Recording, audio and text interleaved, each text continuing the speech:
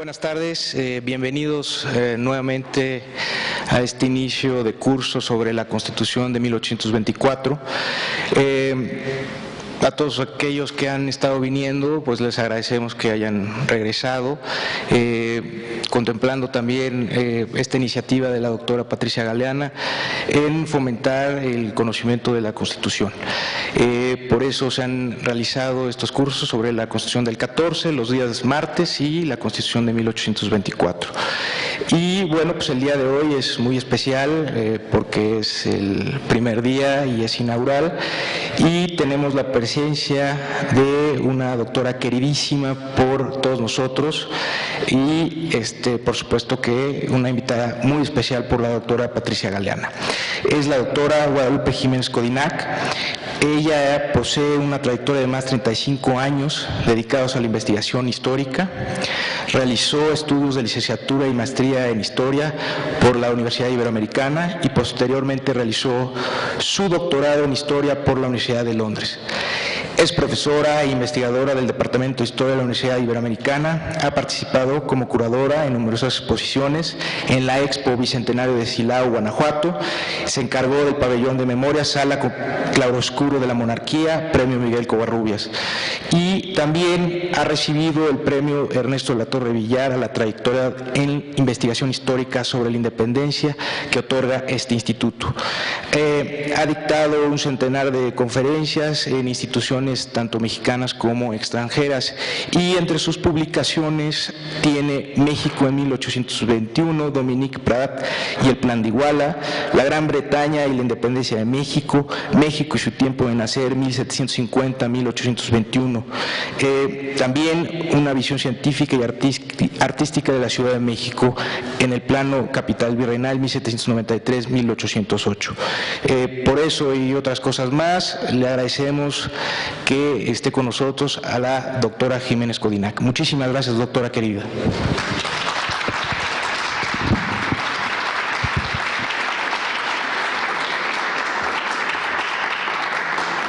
Pues muchas gracias, Pepe, y muchas gracias a todo el público. Ya he venido varias veces aquí y siempre vengo muy contenta, y más bien me sobra plática y me pueden parar para que se puedan ir a sus casas, porque la historia es así. Es como un virus que una vez que le ataca a uno ya no se lo quita a nadie. Entonces, con toda, de veras, toda confianza, digan párele ya. Bueno, vamos a hablar del año 1824. Cuando me hicieron favor de invitarme a este curso, yo les dije, yo no soy jurista, yo no puedo hablar sobre la Constitución, sobre todos los contenidos, toda la ideología, todo su contexto, porque no es mi tema, no soy abogada. Lo único que yo puedo hacer, que es lo que hacemos los historiadores, es tratar de recobrar lo que fue ese año de 1824. Es un año muy especial. Imagínense ustedes que apenas han pasado unos cuantos meses, diríamos, de que se ha independizado la nación. Es muy difícil que nosotros nos imaginemos ese paso, porque, bueno, estamos en el año 2014 y no nos podemos imaginar lo que para esa generación fue el logro de algo tan soñado, que les inspiraba una gran esperanza. Creían que con la independencia iban a lograr todo lo que siempre habían soñado, pero no fue así. Por eso le puse este tema 1824, año de avances y retrocesos, porque en parte así es la vida humana, ¿no?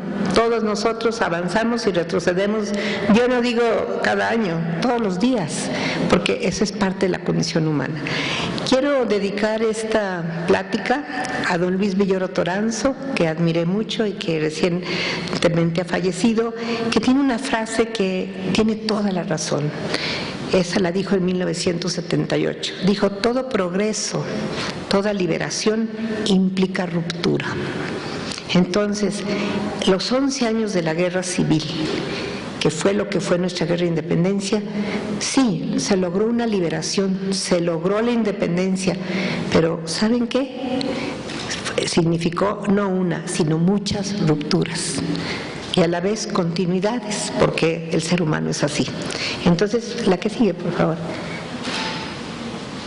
Quiero que hagamos una breve introducción a lo que significó 11 años de guerra civil, porque sin eso no entendemos lo que los habitantes del año 24 van a estar viviendo, porque son las consecuencias de estos 11 años. Recuerden que el filósofo José Ortega y Gasset decía que lo que hemos sido, llámese absolutista, liberal, constitucionalista, anticonstitucionalista, lo que sea, nos impide volver a hacerlo, sobre todo si lo que hemos experimentado fue negativo. Es muy difícil que seamos algo, nos va muy mal y queramos volver a hacer lo mismo, mal otra vez. Entonces, esto quiero que lo tengan en cuenta, porque esto que va a pasar con esta generación.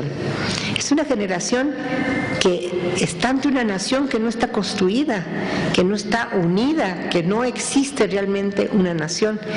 Y lo que hoy nosotros llamamos Estado-nación, pues en realidad es una ficción que se puede construir o no construir, consolidar o no consolidar.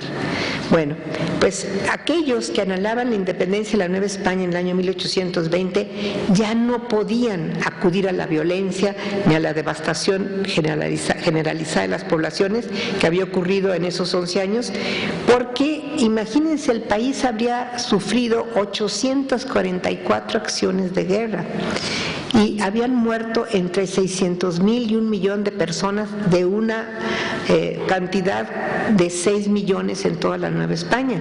Estamos hablando de un gran número. No quiero decir que hayan muerto por la guerra meramente o por balazos. Murieron de peste, de hambre, de lo que ocasionan las guerras, ¿no? Desabasto, etcétera. Si uno se mete en esos años a los archivos parroquiales, que se los sugiero porque son muy interesantes, el archivo parroquial tiene una cantidad de información mucho más que lo que tiene hoy un registro civil. Ahí nos enteramos de cantidad de cosas. Yo en San Miguel de Allende, donde vivo los fines de semana, me he metido al archivo que está allí desde el siglo XVI hasta la actualidad, y en esos años de la guerra lo que noto inmediatamente es la mortalidad, la cantidad de niños que mueren, pero cantidades, porque con el desabasto, con la situación que hay, pues es una cantidad de muertes, sobre todo de problemas de las vías respiratorias y digestivos, y no hay cómo salvarlos. Entonces es una mortandad. Las gentes mayores lo mismo. Ya no había ni siquiera espacio, como se ve en los años anteriores a la guerra, de que les hicieran una misa o los llevaran al cementerio. Se ve que ya los metían en fosas generales porque eran montones los que se morían.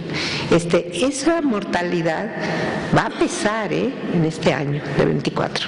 Quiero decirles que cuando uno revisa la cantidad de viudas y de huérfanos que dejó esa guerra, pues empieza a entender cómo esta generación que va a construir y va a balbucear, porque todavía no tiene experiencia para construir la nación, pues es de gente joven, gente que tiene traumas, que ha vivido, que se ha quedado huérfana. Yo he hecho una revisión de los niños que estuvieron en el campo insurgente y los que estuvieron en el campo realista, y que luego fueron nuestros presidentes, pero pues sí estaban bastante traumados. Pues la infancia que habían tenido ha sido horrible. Huérfanos, habían visto que mataban enfrente de ellos, habían tenido hambre, habían tenido que emigrar a las ciudades, sobre todo a la Ciudad de México, del campo, habían visto cosas horribles. Entonces, esa generación ya traía un problema. Bueno, les digo eso para que vayan imaginándose estos como antecedentes de lo que este año 24 significa. Lorenzo de Zavala, uno de los testigos presenciales, escribe que existió un deseo de paz aunado al de la emancipación, y nos dice que las ideas de 1810 ya no eran las mismas en estos años 20. Se hablaba de independencia, pero ya como un hecho natural, exigido por la civilización y por el progreso humano. La experiencia y la lucha insurgente maduró también a los insurgentes y los convenció de que no podían lograr la emancipación ocupando cerros sin orden ni disciplina. Me acuerdo que hace unos años publicamos, Tere Franco y yo, un libro que se llamó Pliegos de la diplomacia insurgente, que era sobre el Congreso insurgente en Puro Arán en 1815. Y que ustedes ven esos documentos y dicen, estaba acabada, destruida, desesperanzada la insurgencia, perdida. Lo único esperanza que les quedaba, ¿saben qué era? La ayuda exterior. Y lo dicen, y lo hacen. Pobrecitos, la ayuda exterior era falsa, no había interés en ayudarles. Y el único que se da cuenta es José María Morelos, que era un hombre mucho más sensible y más, diríamos, realista en el sentido de la realidad, ¿no? de un bando, que ellos, que eran muchos abogados y medio teóricos, y en cambio, pues Morelos había vivido la vida muy directamente con el pueblo.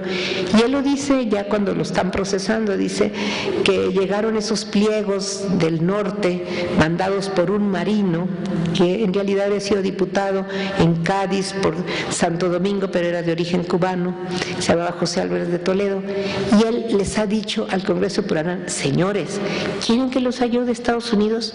Pues escriban a Estados Unidos como si fueran iguales, pónganse el nombre de Estados Unidos de México.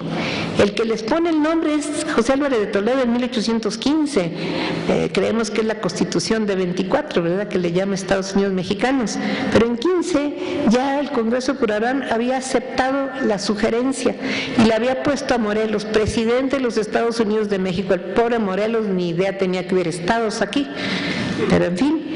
Vean a veces cómo copiamos sin siquiera meditar que ni existían estados, ¿verdad? Pero este Toledo los había convencido. Señores, pónganle así, hablen de tú a tú con estos. Y claro, manden dinero para comprar armas.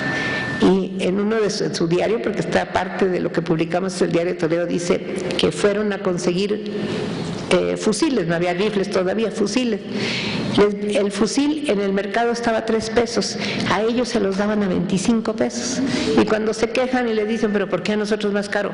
Señores, la libertad no tiene precio. Esa fue la ayuda externa, y el que se dio cuenta fue Morelos, y dice, yo nunca creí en las sirenas, en los cantos de sirenas de estos. Pero Morelos, todos los demás, pues pobre, le va a costar la vida a Morelos, porque en realidad ese viaje que viene él cuidando como casi como su guardia, como su centinela al Congreso, era porque habían decidido irse, como les había dicho Álvarez de Toledo, vénganse a un puerto y vengan a Nueva Orleans y aquí los esperamos. Para allá iba el Congreso, más que aprenden a Morelos y el Congreso se dispersa y después Mier Terán lo va a anular, ¿verdad? Bueno, pues sí, esa es la realidad, esos son los documentos así, verídicos. Bueno, les comento esto para que vean que desde ese año ya las cosas andaban muy mal y empieza a haber un sentimiento, una intuición de que de manera violenta no se va a conseguir la emancipación. Hay unas palabras que a mí me parecen también de uno que fue mi maestro, el historiador Luis González y González, que creo que tiene mucha razón que se aplica a esto. Dice, yo comparto la idea, junto con otros historiadores, esto es don Luis, de que en este país las épocas de avance, aunque sean lentas, son las pacíficas en el aspecto económico y en el político. Es decir, avanzamos cuando estamos en paz, pero peleándonos todos, pues es retroceso, ¿verdad? Y esto es lo que va a pasar aquí. Hubo una mujer que tuvo esa intuición. En el año 15, precisamente en ese año que los del Congreso Puro Arán están encandilados con la ayuda exterior como panacea a sus males, va a haber una mujer que es doña María Josefa Rodríguez y Pedroso, viuda del segundo conde de Regla, que le escribía a que todavía estaba vivo el exvirrey José de Iturrigaray, estaba ya en España, y le dice lo siguiente: aquí todo es desolación y muerte. No se piensa en medios pacíficos para concluir una guerra exterminadora, no se quieren persuadir de que esta guerra debe terminar con abrazos y no a balazos. Eso exactamente es lo que va a suceder en el año 20 a 21. Ya hay otra idea.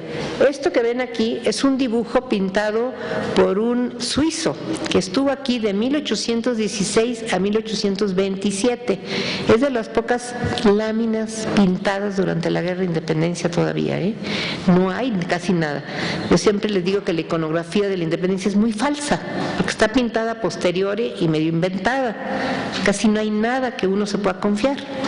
Aquí mismo les decía hace rato, viendo allí en esa vitrina está una bandera que le llaman la bandera de Sierra. Es más falsa que un billete de 3 pesos. Está hecha de 3 pedazos de tela del siglo XX y está presentada como de 1817, tricolor y perteneciente a Guadalupe Victoria. Pues mentiras, no es cierto. Se hizo en los años 60 a los 70 cuando había toda esa propuesta de hacer un lago Iturbide hasta de la creación de la bandera. Entonces inventó una bandera. En una novela primero apareció y luego ya dijeron que había existido una novela en la sierra y que allí Guadalupe Victoria la tenía. Pues no es cierto, si ustedes analizan la tela se dan cuenta que es imposible que haya sido de 1817. Y eso los historiadores tenemos que hacer, ¿eh? Quiero decirles que el historiador tiene obligación de presentar evidencias. Los rumores, las opiniones, los modelos teóricos no son historia. La historia tiene que estar basada en hechos reales, comprobados. Ustedes tienen todo el derecho a pedirme a mí, es mi obligación, de probarles todo lo que digo. Porque los adjetivos, las opiniones no son historia. Yo a veces hago unos ejercicios con los chicos, esos que tienen unos picos así, y aretes y todo no sé qué, y les voy y les pregunto, oye, ¿quién es Miguel Hidalgo? Es un rockero. Aunque 1.000.000 de muchachos me dijeran que es un rockero, pues no es un rockero, ¿verdad? Aunque sea opinión de ellos. Casi siempre es que está confundido con Luis Miguel, pero bueno. Les menciono esto para que vean que eso no es historia. Aguas, ¿eh? Y les digo eso para que vean, esto está pintado en época de la guerra. Y me llamó la atención porque se parece mucho a aquella segunda que está ahí, bandera, que sí es real, está ahorita, la pueden ver en el Museo de Chapultepec. Los historiadores la buscamos, pero por años, y apareció hasta 1999, son 2 iguales, de tafetán azul. Tienen a la Virgen de Guadalupe en la parte principal y atrás tienen, fíjense qué interesante, tienen a San Miguel Arcángel, tienen los volcanes, tienen el águila fundadora de México Tenochtitlan, las banderas de Borgoña, que son no de los Borbones, más bien la abuela de Carlos V de los Habsburgo, y tienen una serie de armas. Esas muy probablemente están hechas antes de 1810 por la Junta Secreta de San Miguel, que hoy sabemos que es posible que Allende la haya establecido desde diciembre de 8. Y una junta que llegó a tener más de 60 miembros. Nada de que es una juntita como la de Querétaro, porque Querétaro es un apéndice de la Junta Grande de San Miguel. Lo que pasa, allá mandan comisionados, esta junta manda comisionados a Zacatecas, a San Luis Potosí, a Salamanca, a Veracruz, a Cuernavaca, aquí en la Ciudad de México, y por supuesto a Querétaro. Va Francisco Lanzagorta y el propio Allende, los que van a establecer, junto con el grupo de conspiradores de Querétaro, la Junta de Querétaro, que es pequeña en comparación de la de San Miguel. Entonces, cuando uno ve eso en los documentos y empieza uno a darse cuenta dónde se gestó todo, pues uno tiene obligación de decir, oigan señores, nos han contado una historieta con la campanita. No es así, es mucho más compleja la historia y mucho más interesante. Les digo porque esta guerra fue una guerra civil. Nos han dicho que es que mexicanos contra españoles, olvídense que mexicanos ni que españoles. Es una lucha civil entre hermanos, primos, entre tíos, sobrinos. El sobrino de Allende es realista, el hermano completo, porque son solo 4 hermanos Hidalgo y tienen 7 más medios hermanos, los Hidalgo.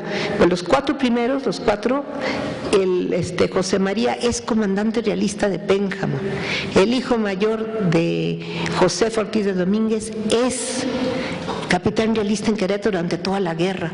Y así les puedo ir yo familia por familia, quién era realista, quién no era nada y quién era como decía don Luis González, no eran revolucionarios, eran revolucionados, porque les caía la revolución o el movimiento a la gran mayoría.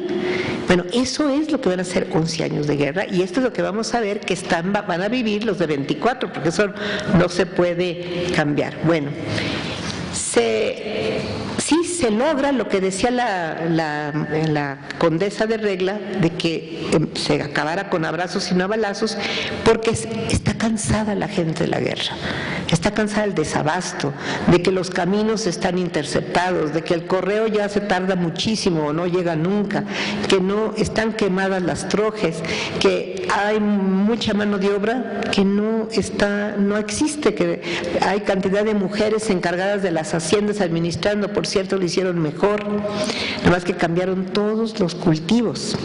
A las mujeres no les interesaba cultivos para vender en el mercado, les interesaba que comieran sus hijos, y le cambian los cultivos a cultivos más fáciles de comérselos, ¿verdad?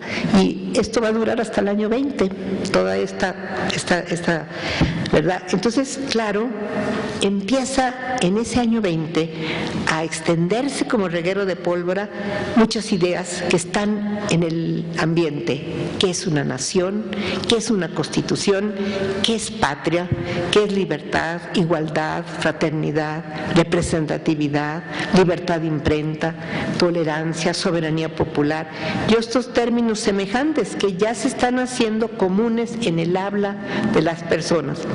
Hoy sabemos por las investigaciones más últimas sobre alfabetización y educación que se han hecho, que nada de que no muchos eran analfabetos. Había mucho menos analfabetos que en la época de don Porfirio. A finales del 18 y 19 había habido una serie de propuestas que habían tenido mucho éxito de hacer colegios para niños pobres, tanto para niñas como para niños, en todas las conventos, y los ayuntamientos se habían apurado porque hubiera educación. Entonces nos damos cuenta que muchos leían más de los que sabíamos, hasta las proclamas realistas las escribían en náhuatl y se leían. Quiere decir que alguien leía esas proclamas, ¿verdad? No hay tanta falta de alfabetización como nos había dicho. Hoy lo sabemos. La que sigue, por favor. Este es Iturbide. Bueno, Agustín de Iturbide requiere una investigación sumamente profunda, y yo invito a todos a que lo hagamos para el año 21. No se parece nada con la cantidad de documentos que hay ahorita en los archivos. Cuando uno se mete en los archivos hay otra historia que no se ha contado y que debemos de rehacer. Y están apareciendo mucho más documentos.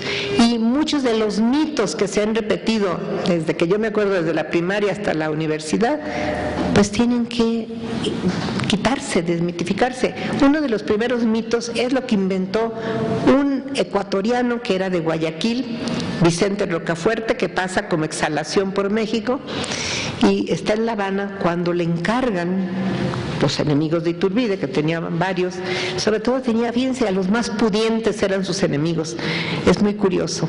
Uno de los testigos de la época dice que los aguadores y todos eran los que lo querían más, el pueblo, y los ricos no lo querían, y menos los que se sentían aristócratas, no lo querían. Bueno, pues Vicente Rocafuerte era amigo de este grupo, que eran gente muy, muy rica, muy, muy poderosa, y le encargan una misión, que escriba algo para evitar que los Estados Unidos acepte el imperio mexicano, que no lo vaya a aceptar como nación libre e independiente. Y Rocafuerte escribe un librito, que en vez de librito yo diría que es un libelo, porque tiene una cantidad de adjetivos negativos. Hay un párrafo que tiene 27 adjetivos contra Iturbide, así, como si fuera ametralladora, porque él lo que intenta es que no acepten el imperio. Y él es el que inventa que en la Profesa hubo una reunión, dice él, de serviles para impedir que la Constitución se aceptara en la Nueva España en el año 20. Claro que no.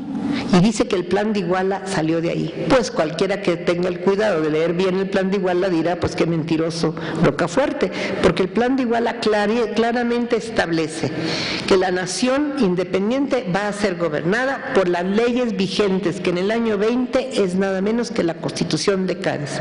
Y si analizamos los 3 años del imperio de Iturbide, todo se decidió con la Constitución de Cádiz. Elecciones, organización del Congreso, todo está hecho con la Constitución de Cádiz. Claro, muchos de los que están en el primer Congreso mexicano, que es del año 22, eran diputados en Cádiz. Ahí está Gurí de Alcocer, está Arispe, Gordoa, toda esta gente había estado en Cádiz, allá aprendieron algo de parlamentarismo y fueron buenos diputados. Esos están aquí en 22 y esos van a llevar la voz cantante en el Congreso. Entonces, bueno, si este señor era tan anticonstitucional, ¿por qué establece un Congreso que precisamente se va a inaugurar el 24 de febrero de 1822? ¿Por qué en todas sus declaraciones Iturbide dice la Constitución de Cádiz es la que va a usarse mientras no tengamos la propia? Claro que quería una propia, porque la Constitución de Cádiz tenía dificultades para la Nueva España. Claro que sí. Por ejemplo, la Constitución de Cádiz no le daba ciudadanía a los que tuvieran sangre negra, a todos los que eran de castas, que tuvieran alguna mezcla con negra, les quitó la ciudadanía, no se las dio. En cambio, el plan de Iguala para todos es la ciudadanía. Claro, a las mujeres y a los criados no, pero eso era general en el mundo entonces. A las mujeres nos dieron el voto hasta la época de Ruiz Cortines, no se pueden dar cuenta. Digo, entonces no era cosa de la época de los 20, sino eso pues era precisamente el papel que nos daban a las mujeres entonces. Pero bueno, les digo esto porque cuando uno ve los documentos reales y ve que todo se gobernó con la Constitución de Cádiz, de hecho, el país que gobernó hasta 1823, de 21 a 23, durante el imperio de Iturbide, el único país de la América hispánica que era vigente la Constitución de Cádiz es México. Entonces, ¿de dónde este señor sale con, nos dicen que fue anticonstitucional?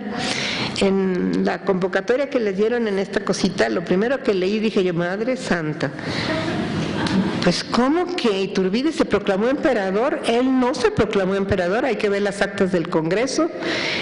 La primera votación, todos lo aceptan, menos 15, que no es que no lo acepten, que dicen que van a consultar con sus provincias. Y cuando se vuelven a reunir, los 15, ya las provincias les dijeron que sí. Y vean, la segunda votación es por unanimidad. ¿Quién es quien pide que Iturbide sea emperador? Con 45 diputados, hay una petición, una representación, es Gómez Farías, Valentín Gómez Farías, que después será el gran líder, el gran dirigente del liberalismo, ¿sí o no? Ese es el que lo pide con 45 diputados y 68 militares que hacen otra representación. Si ustedes van día con día, no hay autoproclamación, no hay nada que no sea democrático, ahí está. Digo, esto estoy hablando de los documentos, no de la propaganda, ¿verdad? Bueno, les comento esto porque aún en estas cosas nos podemos equivocar. Tampoco el plan de Casamata pide que quiten al emperador, de ninguna manera, aunque diga esto aquí en el folletito. El plan de Veracruz es el que lo pide, es el de diciembre de 22, que no hizo Santana, aunque Santana lo proclama, que se lo hizo Miguel Santamaría, que era el embajador de Colombia en México, muy amigo de Alamán, de Rocafuerte, de los Faguada, todo este grupo que habían sido republicanos desde que estuvieron en Europa. Y luego acá, pues siguen ellos, totalmente son antiturbidistas, todos ellos. Claro, y son muy amigos de Rocafuerte, por eso toda la historiografía de la primera parte del que tenemos de estos años, Alamán, Mora, Bustamante, Zavala, todo este grupo, pues eran enemigos de Iturbide, ni modo, por eso siguen a Rocafuerte. Todos dicen lo del plan de la Profesa, pero no es cierto. Miren, si ustedes se van a las actas de la Profesa, los oratorianos tienen actas, van a ver que hay un acta en que los oratorianos piden, señores, vamos a decir que aquí no hubo ninguna conspiración, aquí no hubo ninguna reunión de esas, ¿por qué nos siguen dando el San Benito de aquí hubo una conspiración? No la hubo, era una casa de ejercicios, había ejercicios espirituales, pero no hubo ninguna conspiración. Y hay un acta de los años 20 y tantos, donde la congregación dice, señores, aquí no hubo nada. Bueno, nosotros seguimos repitiéndolo porque los libros lo dicen, ¿verdad? Bueno, les digo eso para que vayan viendo. Aquí es Iturbide pintado por este señor, se ha de parecer porque él estuvo ahí. Y entonces tenemos pues que esa es la base que los de 24 van a heredar, la que viene. Miren, la Constitución de Cádiz había hecho algo muy importante que va a continuar durante el Imperio y por supuesto está vigente en 24. Había establecido los ayuntamientos constitucionales. Acabó con las repúblicas de indios, las acabó, pero las repúblicas de indios se convirtieron en ayuntamientos constitucionales. Había cerca de 1000 ayuntamientos constitucionales, con su regidor, con sus, los que llevan los mazos del ayuntamiento. Bueno, esos ayuntamientos empiezan a tener dificultades con las autoridades militares y con las autoridades después, ya cuando aparezcan los estados en la Constitución de 24, con el gobernador, que quiere acabarlos o quiere por lo menos disminuirlos, porque los ayuntamientos se sienten libres y entonces quieren tener sus propias decisiones, y eso a los gobernadores y a las autoridades estatales y a los militares no les gusta nada. Entonces empieza ahí ya un conflicto que se va a dar inmediatamente desde el acta constitutiva de enero de 24, ¿verdad? Se va precisamente a empezar estos a enfrentarse con autoridades regionales y por supuesto con la Ciudad de México. ¿La que sigue? Bueno, la población, ¿cómo estaba? Bueno, quiero decirles que la guerra de independencia no mejoró la desigualdad. La desigualdad de nuestra Nueva España, dicho por Abadi Queipo, que fue el primero que la describe con mucha claridad, es que había los que todo lo tenían y los que nada tenían. Eso, la independencia difícilmente lo mejoró. Es interesante porque ustedes han oído que esa frase se le atribuye a Humboldt. Pues Humboldt lo que pasa es que leyó lo que le prestó a Abadi Queipo, porque Abadi Queipo le dio muchos de sus escritos a Humboldt y el propio Humboldt le da las gracias en el ensayo político. Entonces, ¿qué vemos ahí? Que la desigualdad era muy grande. Estas personas pues van a seguir vestidas igual como en el virreinato y con la misma situación, con la excepción de que ahora indios, mestizos, con sangre negra, asiáticos, todos pueden ser ciudadanos, hombres por supuesto. La que sigue. Pero había dos autoridades muy importantes durante los 3 siglos del virreinato, y fíjense que dije virreinato. Yo nunca digo colonia porque era uno de los peores agravios para la generación de la independencia y de los 20. En enero de 1821 hay una carta de Guerrero que le escribe Iturbide y le dice: estos de las cortes en España nos han vuelto a llamar con el infamante nombre de colonos, nosotros que no somos eso. El novohispano de la época se sabía que era un reino con fueros y privilegios y únicamente federado a la corona de Castilla, no a toda España. El grito que se oía en las calles de Guanajuato en 1808, en 1810 era: viva Castilla, viva la Nueva España, viva Guanajuato. Eran sus 3 lealtades. Todavía no se oye viva México, porque México era la ciudad. El Viva México va a aparecer ya con fuerza en 21, cuando Iturbide, un día antes de entrar a la capital el 27 de septiembre, da orden de que se cambie el quién vive y ahora sí se diga Viva México, ya como nación. Antes no, antes eran más locales. Yo nunca vi que dijera ninguno de nuestros próceres de la guerra de independencia que se dijeran mexicanos. Hidalgo habla de la América septentrional, de la Anáhuac, sobre todo Morelos. La América mexicana no estamos tan seguros que lo hayan dicho, a excepción de Carlos María Bustamante, que siempre hablaba de los manes de Moctezuma y de todos los prehispánicos, como si hubiera habido un imperio mexicano en 1521. Para empezar, no podía haber un imperio mexicano porque el imperio es una institución romana. Tampoco había reyes. Esos 7 reyes aztecas que nos enseñaban en la primaria ni eran reyes ni eran aztecas, porque reyes es una institución europea. El rey es europeo, no existe aquí reyes. Y aztecas, pues es un nombre equivocado, como decía don Miguel León Portilla y otros de mis maestros, que decían, pues eran mexicas, ¿de dónde salió que eran aztecas? Es una equivocación de los españoles, que oyeron que habían salido de Aztlán, lo que no se fijaron que venían huyendo de Aztlán. Entonces, si les dicen aztecas les daba coraje, pero aquí nosotros seguimos repitiéndolo, por pura inercia, porque ellos eran mexicas, su dios era Meshi, no se llamaba azteca, pero aquí seguimos y tenemos un estadio azteca, ¿verdad? Y seguiremos así, porque no reflexionamos. Bueno, son equivocaciones que nomás vamos arrastrando, igual que los incas no son incas, hay un cargo que se llama uno, es inca. Los españoles se equivocaron y a todos les dijeron incas. Y aquí hicimos lo mismo, aquí hicimos eso cantidad de veces. Ojo, porque la historia nos tiene que servir para repensar lo que estamos diciendo. Bueno, la que sigue. Perdón, aquí les quería enseñar que las dos autoridades básicas, anterior. Aquí va lo que se llamaba la estufa del viático. Esto es en los años 20. Salía todas las noches la estufa, se llamaba la carroza del viático, a llevar la Eucaristía a los enfermos. ¿Saben qué pasaba en las calles? Todas las calles, en las ventanas, ponían velas para que fuera pasando. La gente se hincaba en las calles y lo acompañaban a llevar el viático a los enfermos. Eso, como decía Morelos, es que decía, la Nueva España es más religiosa que la propia España. Eso era una realidad. Pero la guerra de independencia también vino a cuestionar las dos máximas autoridades. El altar, como le decían, y el trono. El altar era la religión y el trono era el rey. Van a quedar muy vulnerables y muy criticadas al final de la guerra. Las dos muy mal, y eso también se va a heredar en 24. La que sigue.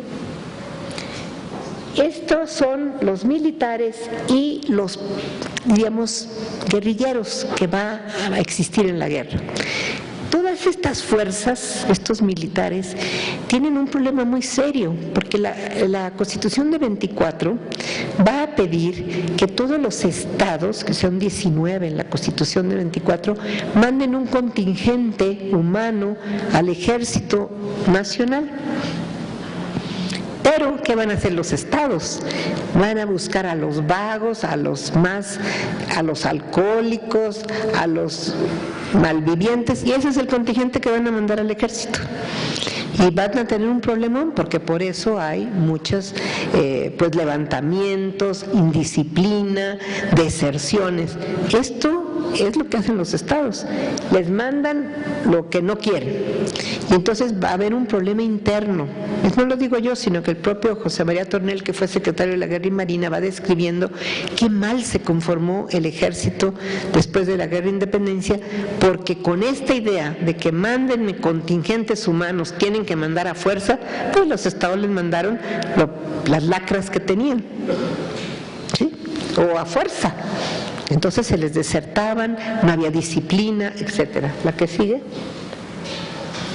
Bueno, otro de los problemas fue la miseria tan grande que hacía que muchas ciudades, pues si no había abastos, se venían a las grandes, por ejemplo a Puebla, Guadalajara, a la Ciudad de México, y vivían en condiciones terribles. Y el alcoholismo que había, sobre todo en la gente muy pobre, que era una forma quizá de escape.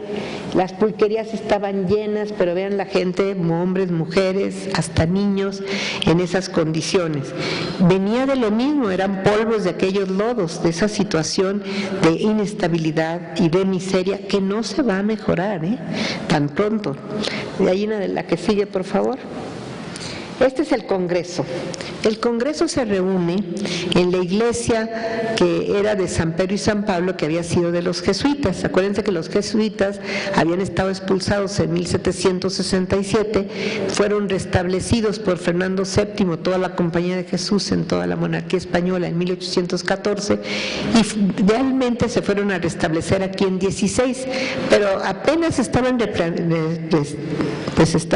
restableciendo, les estaban regresando, por ejemplo, el Colegio de San Ildefonso, cuando en 20 las Cortes españolas vuelven a correrlos y a suprimirlos, entonces pues otra vez se quedan suprimidos. En esa iglesia, pues como estaban suprimidos, Allí es donde estará el Congreso, ¿verdad? El Congreso de 1822 y por supuesto después el de 23 y el de 24. Quiero decirles que después se va a trasladar a Palacio Nacional. Hubo varios años que los tres poderes vivieron en Palacio Nacional. Allí estuvo el Congreso hasta 72, hasta el mismo año que murió Juárez. Juárez muere el 19 de julio y en agosto hay un incendio en el Congreso y se tienen que trasladar a otro lado, y en 72 dejan pues el Palacio Nacional. La Suprema Corte también está establecida en Palacio Nacional al lado izquierdo. Entonces los tres poderes estuvieron muchos años juntos en el Palacio Nacional, pero aquí todavía no. En 22, 24 estuvieron en la iglesia esta de San Pedro y San Pablo. Bueno, el Congreso pues no tenían experiencia. Cuando uno ve las declaraciones, los recuerdos, las memorias de estos congresistas, pues son muy ingenuos o muy mal preparados o muy teóricos. Dice José María Bocanegra, que fue diputado por Zacatecas, muy jovencito, que pasaban las leyes, 7 leyes en unas 2 horas, sin casi ni entenderlas. Bueno, estaban mejor que los nuestros, que las pasan en 10 minutos, ¿no? Y en la madrugada. Digo, creo que nos hemos ido para atrás, porque en realidad esto es por lo menos unas horas. Pero bueno, ellos mismos se quejaban de su impreparación, de su inexperiencia, y de que estaban tratando temas que no eran tan importantes cuando había problemas duros de Hacienda, por ejemplo, de falta de recursos. En la emoción de la independencia, Iturbide les quita prácticamente todos los impuestos. ¿Y de qué va a vivir el gobierno? ¿Cómo va a pagarle a 16,000 héroes del ejército trigarante que ganaron? No hay dinero, no hay cómo pagarles nada. A los burócratas, ¿cómo les van a pagar? Bueno, pues como decía el dicho de la época, cuando los sueldos se pagan, las revoluciones se apagan, pero no había dinero, y pues va a haber levantamientos, motines, planes continuos, porque no hay cómo pagarles. Para que se den una idea, cuando entra el ejército trigarante a la Ciudad de México el 27 de septiembre de 1821, había en la tesorería 48 pesos y debíamos 76 millones de pesos. Así estábamos, así nacimos, y nos vamos a recuperar hasta casi de los últimos periodos de Porfirio Díaz. Vamos a tener un poco más, digo, para sobrevivir. Todo el siglo XIX estuvimos pobres. Exactamente lo que va a suceder ahorita en este año 23 y 24, en la miseria, y no hay ingresos, porque como todos eran ya héroes y ya todos habían ganado, pues entonces ya no se les puede exigir. Los estados nuevos no quieren pagar y tienen que dar un dinero, no lo dan, y entonces las aduanas están copadas. La de Veracruz todavía no se van los españoles, están en San Juan de Ulúa, se van a ir hasta 25, pues en 24, ¿de dónde van a sacar? Entonces, de 23 y 24 empiezan a pedir préstamos a Inglaterra, préstamos a dos, diríamos, grupos no son grupos bancarios, son gente que prestaba dinero, Barclay y la otro, después sí se hizo banco, pero bueno, en ese momento, y Goldsmith, estos son grupos que prestaban dinero, pero prestaban 16 millones, de los cuales México recibía 8, nada más, porque se cobraban los intereses y además mucho era en especie. Les vendían fusiles viejos, barcos viejos, y se los cobraban muy caro.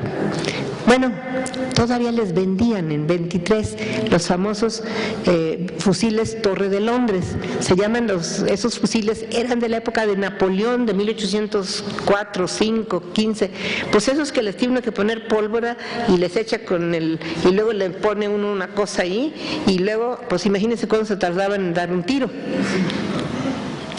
Esos Tower of London todavía los teníamos en la guerra contra Estados Unidos. Cuando en Churubusco dice Anaya que no hay parque, no, sí hay parque, lo que pasa es que no hay parque para lo que tienen, no les cabe, es otro parque, es otro calibre, pues le ponen piedras. ¿Y saben qué traían los gringos? Traían howitzer, que son los cañones, con una pues que al llegaban y alcanzaban muchísimo, y nuestros cañoncitos así y los de aquellos allá. Cuando uno ve la realidad en los documentos, empieza a decir, espérense, Espérense, no nos lo han contado bien. Yo me río mucho a veces en el Castillo de Chapultepec porque aunque me tocó rehacer 16 salas, no las que están ahorita, por favor, que están muy mal, pero cuando las hice en 2003, yo dije, no pongo aquí ningún niño envuelto, no hay. ¿Qué niño envuelto ni qué 8 cuartos? Esto es un mito del tamaño del mundo. Yo he visto los partes militares aquí en la Secretaría de la Defensa y en los National Archives en Washington, a las 9 de la mañana entregan el día 3 el castillo, izan la bandera, está Nicolás Bravo, está el director del castillo, y los niños no eran tontos, nadie, y no estaban allí para que les dieran de cañonazos con los howitzer, al contrario, estaban los que murieron en las trincheras en el cerro, porque el día 12, todo el día 12 lo estuvieron cañoneando, que estaba destruyéndose. ¿Quién va a estar aquí si me están dando cañonazos, se me está cayendo la pared, aquí voy a estar? Entonces por eso entregan el castillo y no hay nadie que se envuelva en ninguna bandera. Entonces claro, eso viene del discurso cívico, sobre todo en 1873 en adelante. Y el discurso cívico cada vez le añade más, y todavía más heroico, y le inventa que si un negro le dio un bayonetazo a otro. No es cierto. No es que no haya habido niños heroicos. Algunos no estaban tan niños, uno tenía 20 y tantos años, pero bueno, digo, sí murieron varios, no 6, murieron más, pero estaban tirados allí en las trincheras. ¿Qué pasó? Que se escogieron unos y se armó todo esto. Pues nosotros nos negamos, y como ustedes van al castillo, están ahí abajo, pero eso lo puso el ejército, nosotros no lo hacemos. Allá no pusimos eso porque sabemos que así no fue. Los documentos ahí están, ¿verdad? Claro, nuestros maestros no van a los archivos, ellos se pescan un libro y lo repiten, pero si se fueran como nosotros, 40 años de nuestra vida a puros documentos, pues tendríamos que hablar de otra manera, ¿no?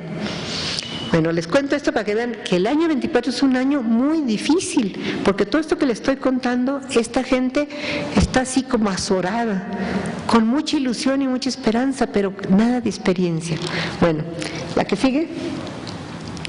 Les decía yo del ejército. El ejército había tenido mucha fuerza, la guerra había dejado un vacío de autoridad. Les decía yo que pues había en las regiones, sobre todo lo que se van a convertir en estados, ¿quién había tenido la autoridad? Pues los militares, fueran realistas o fueran insurgentes, se había creado que estas gentes eran las que decidían.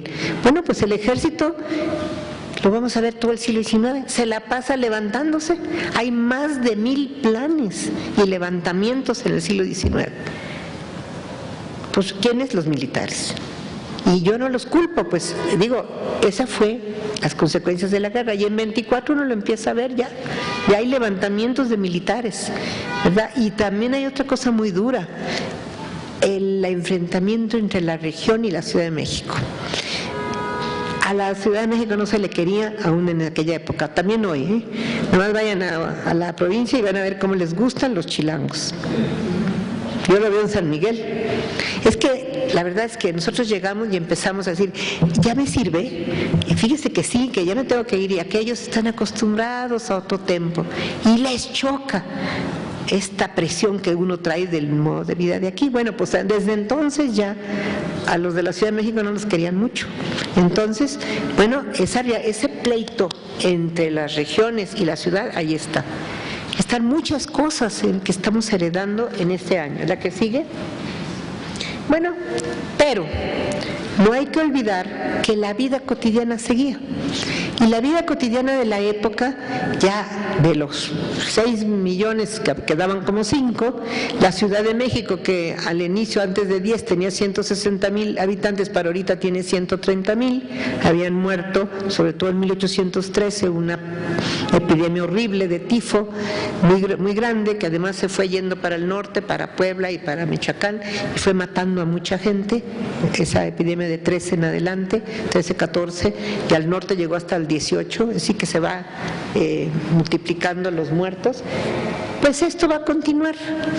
Fíjense que las Bellas Artes se hundieron, la Academia de San Carlos cerró y se va a volver a reabrir porque el general Santana en 1843 le va a destinar 2 loterías para la academia, pero es hasta 1843.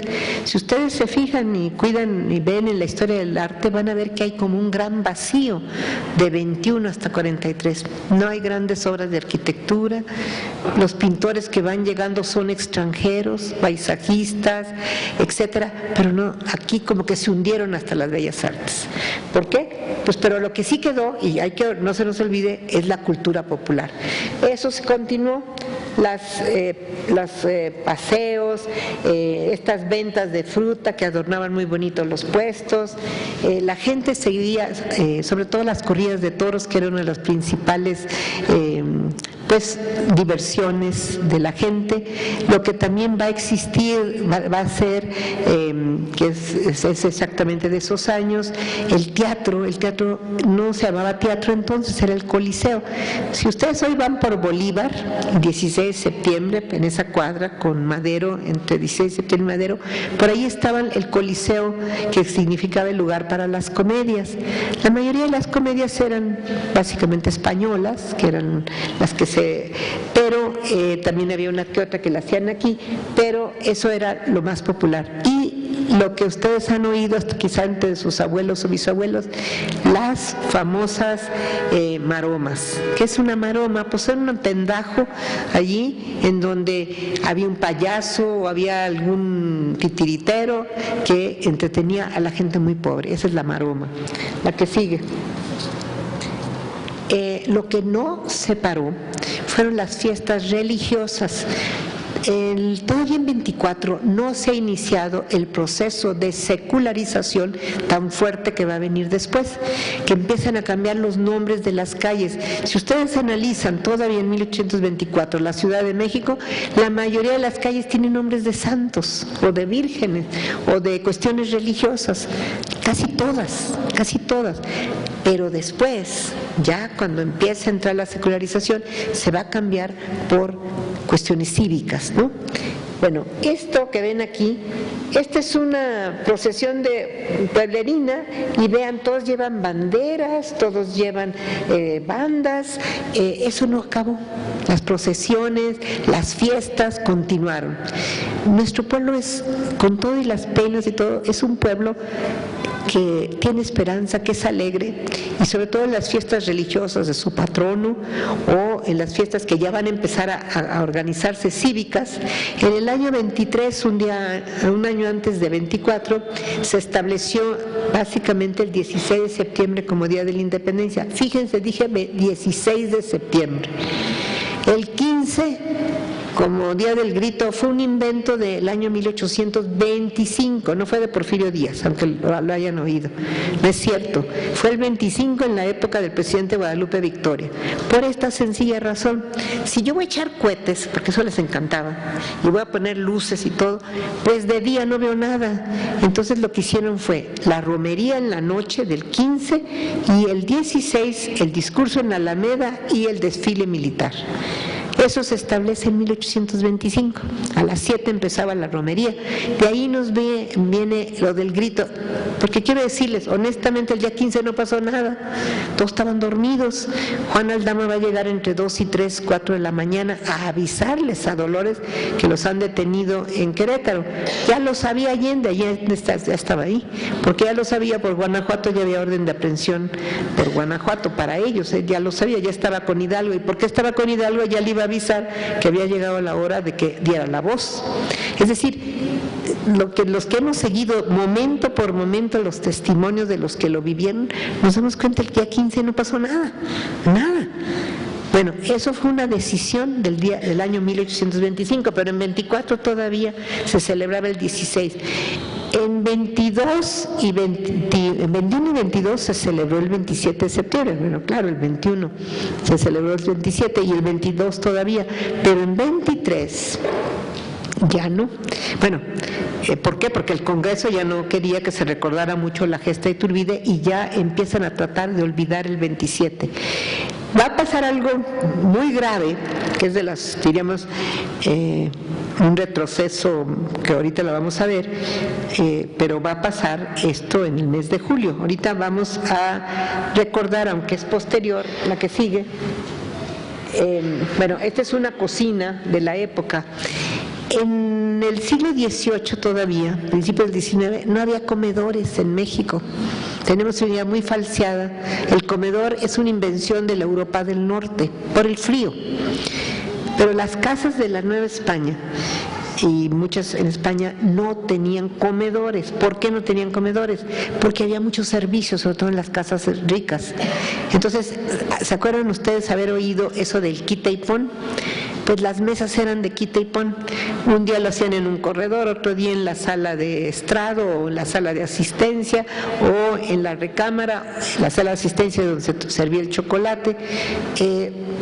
No había comedores. Eso va a empezar a surgir de la influencia inglesa, francesa y alemana que va a venir con la guerra con el fin de la guerra de independencia, que también en la esperanza y en la euforia abrieron las puertas a todo el comercio de todos los países.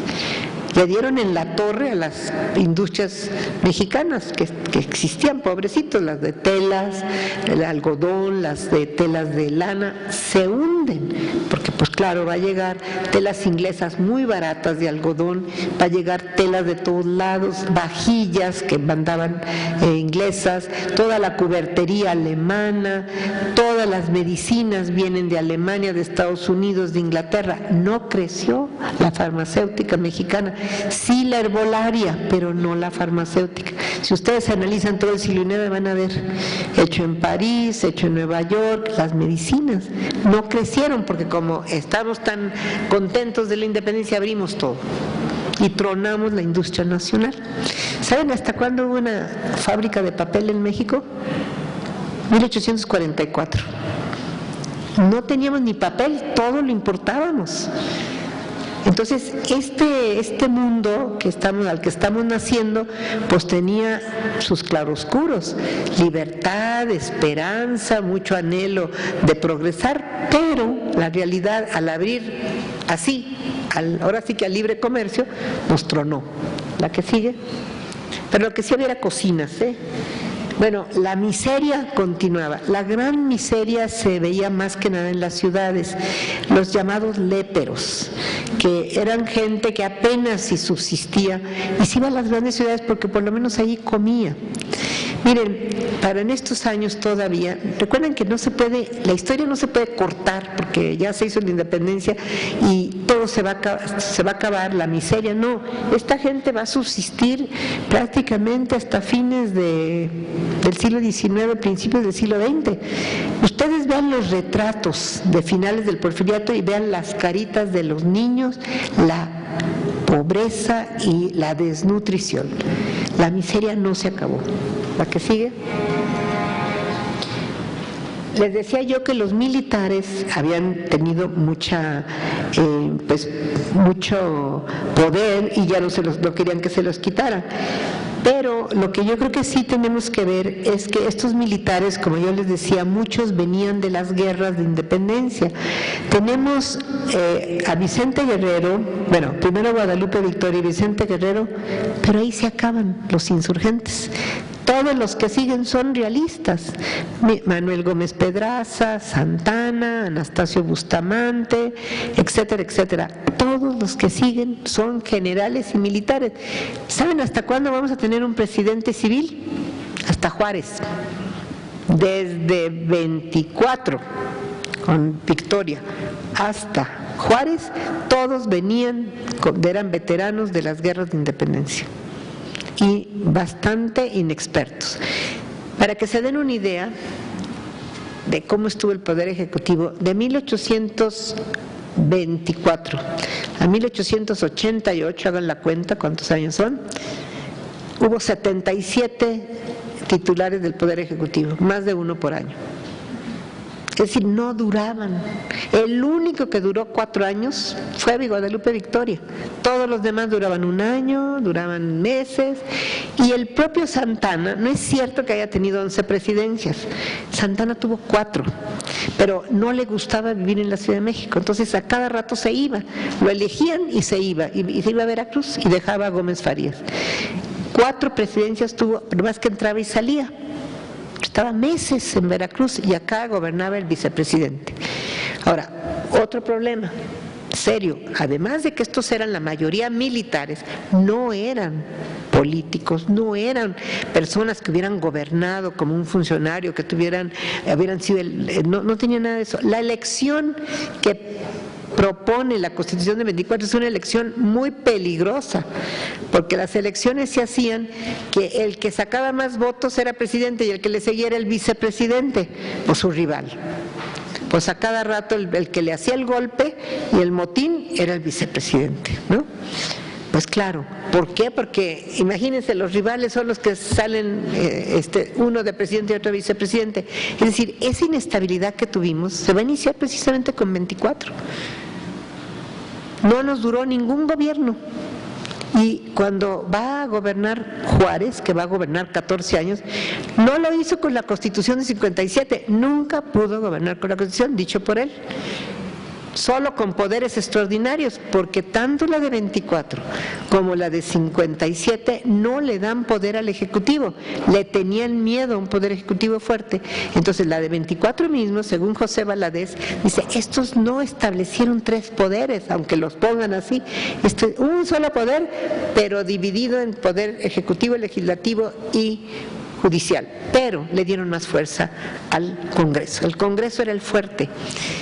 Eso pasó no en 24, ya desde 22 hay una carta, está en cifra, porque se escribían los políticos en cifra, así con puros signos que se pueden traducir. Está en Austin, en la universidad, ahí yo me la traje en una exposición, y ahí le están diciendo al padre Mier, uno de los diputados de 1822, señor, nosotros hicimos al emperador, nosotros lo proclamamos, pero quiero decirle que nosotros tenemos los 3 poderes, tenemos el judicial, el ejecutivo y el legislativo, nosotros, los del Congreso. Ese era un poco el problema de todo el siglo XIX, el pleito entre el Congreso fuerte y el titular del Ejecutivo muy débil.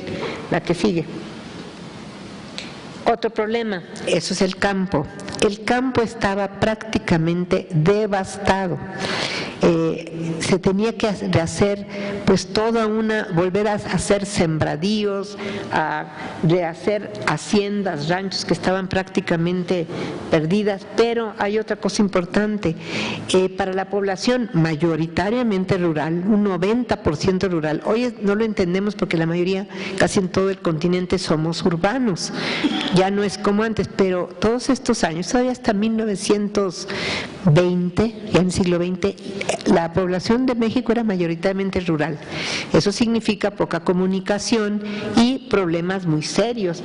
Esta gente pues vivía al día y con muy poca comunicación con los que gobernaban en el centro.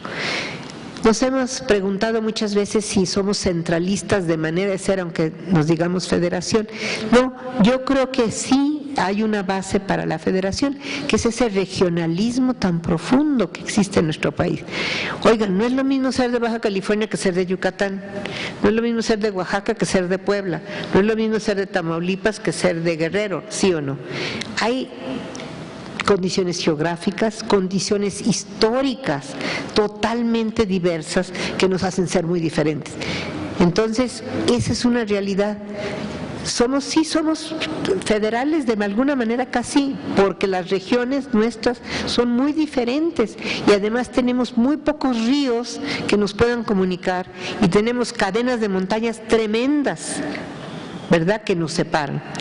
Y luego no somos muy dados al mar, aunque tenemos tantos litorales, el pueblo mexicano no es muy marino. Bueno, eso nos hace que naturalmente sí lográramos después establecer una federación. La que sigue.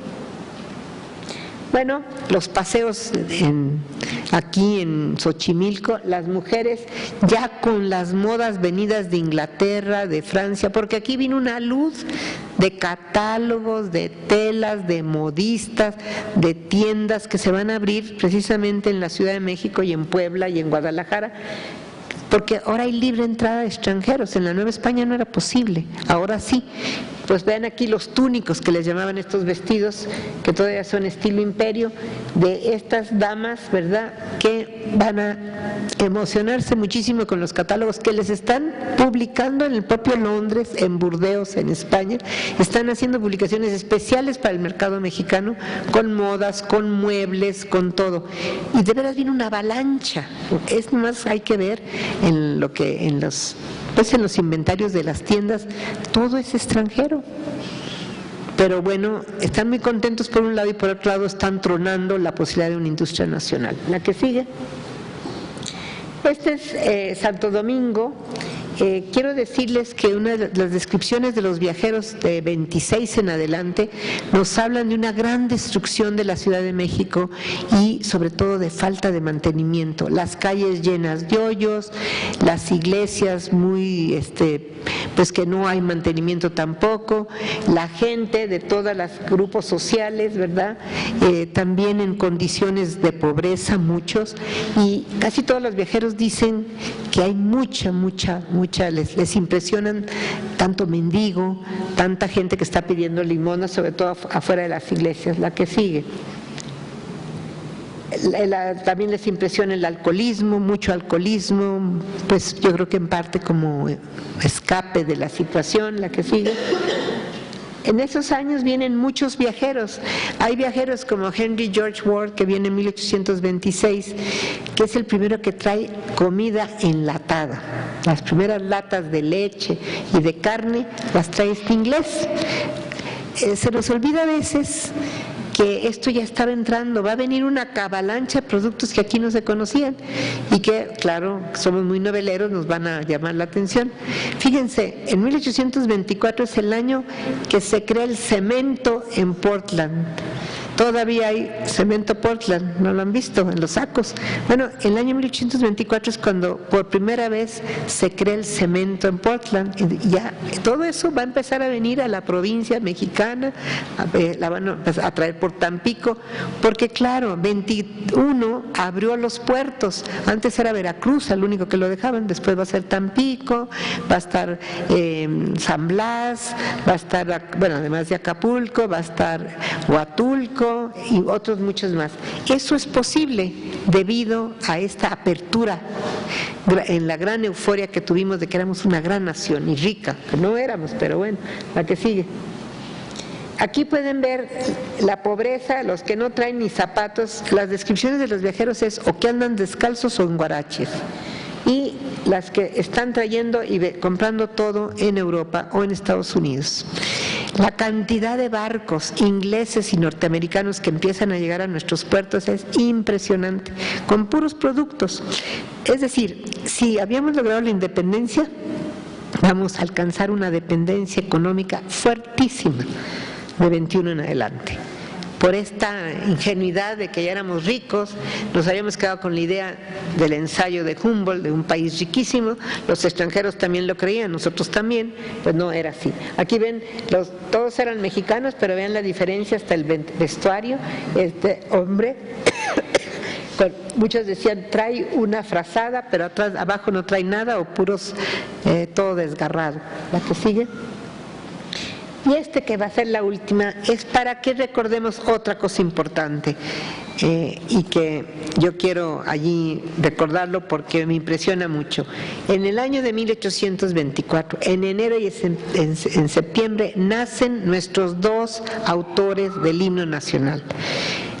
El primero que nace es Francisco González Bocanegra, que nace en enero de 1824, y Jaime Nuno nace en septiembre en Cataluña, exactamente también el mismo año.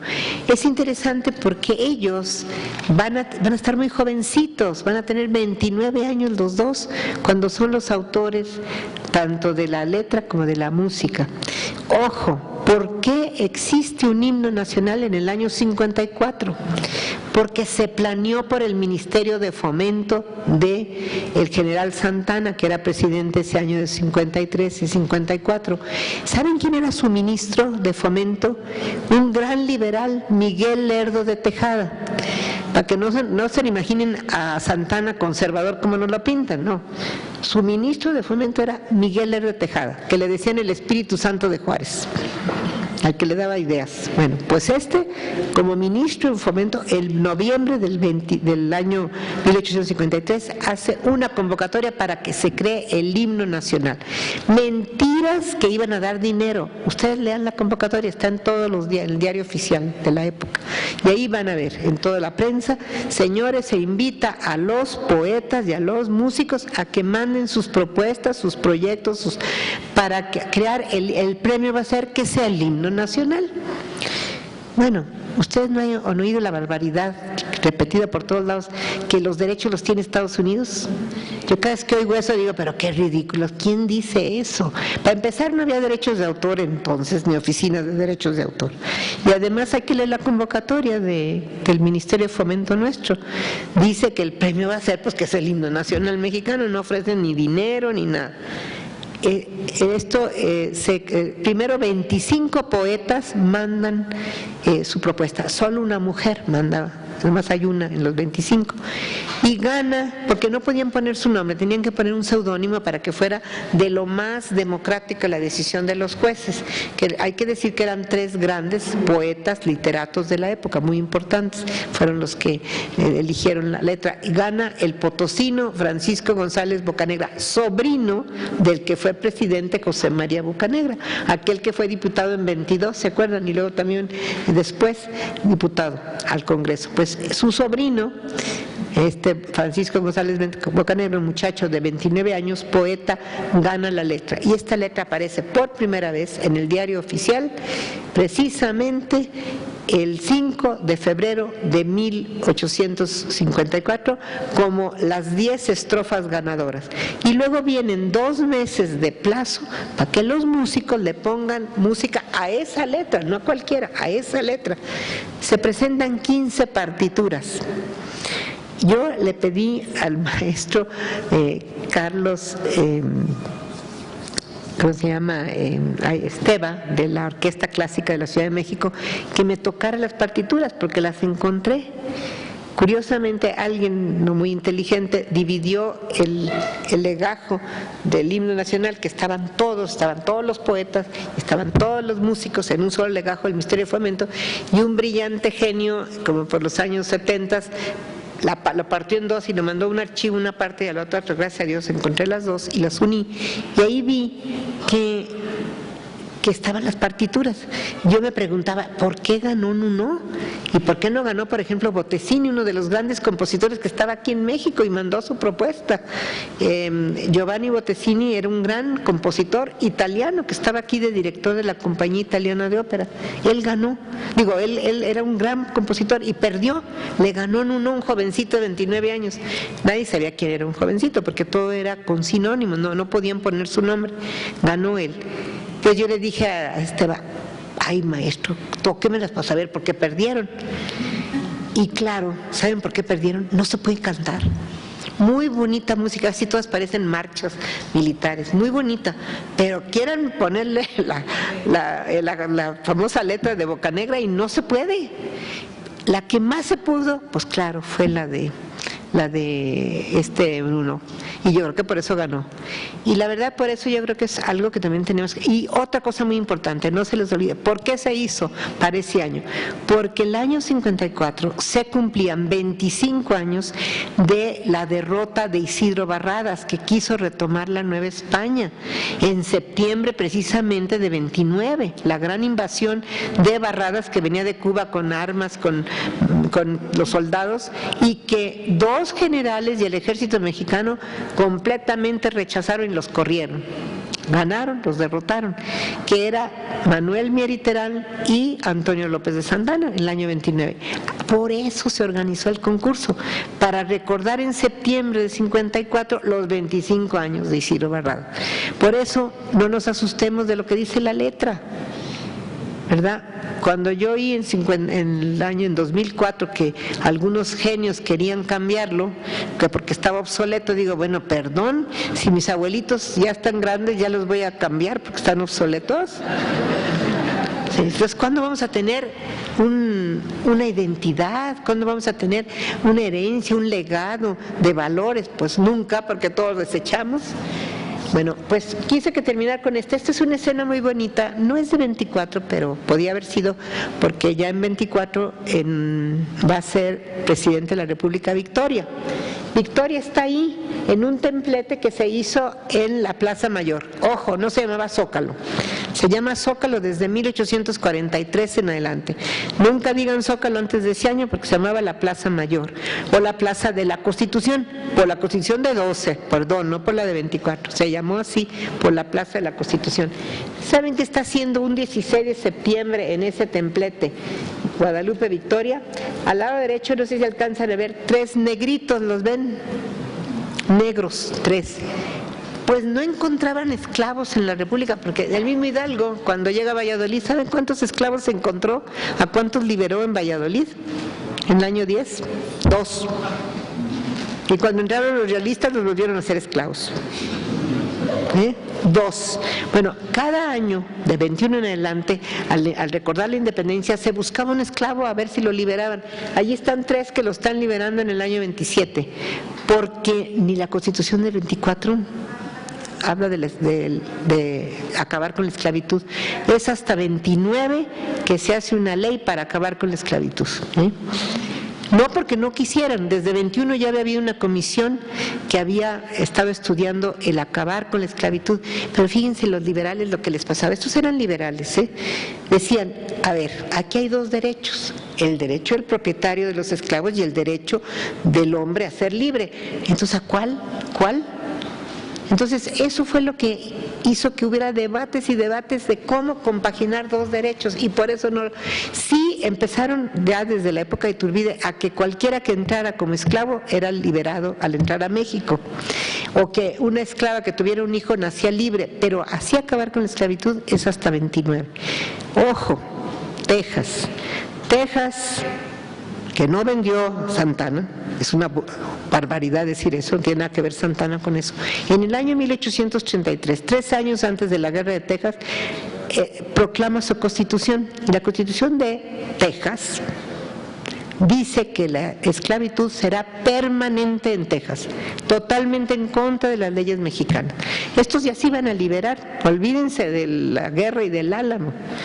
Pues lo del Álamo hay que ver lo que realmente fue. 189 son los que lo defienden, 6 eran de Texas, 183 venían de 22 estados de los Estados Unidos. Se le estaba pagando con dinero y se les iba a dar tierras por defender lo que no era suyo. Allí no eran tejanos, ¿verdad? Estamos todos trastornados con una historia falseada. Santana, ¿qué demonios tiene que ver con eso? Nada, no vendió nada. Cuando él llega caminando desde 35, se van caminando hasta llegar en pleno invierno, en febrero, a Texas, el ejército mexicano caminando, se le murió mujeres, niños, soldados, bueyes, todo lo que llevaban, porque era un friazo y estos no tenían apenas cómo comer y no tenían ni medicinas.